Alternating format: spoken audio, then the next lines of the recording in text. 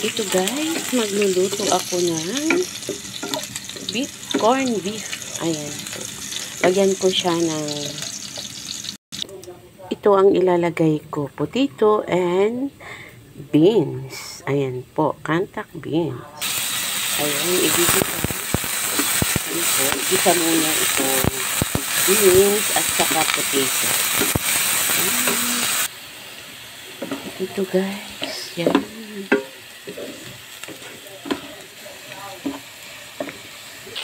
Ito guys, nilagay ko na ang corn beef. Ayan po. Ganyan lang po guys. Corn beef with potato and kantak beans. Ayan po. Kantak beans. Ayan lang po guys, ang ating simpleng ulam for this morning.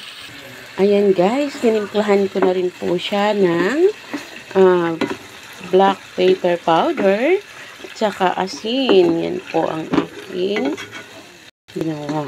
Kung hindi po kayo gusto sa may guys, yung gaya ng bitchin, huwag po.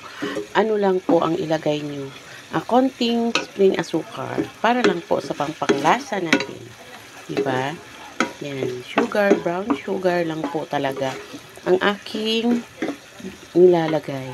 Yan po guys, super sarap na yan. So, kainan na.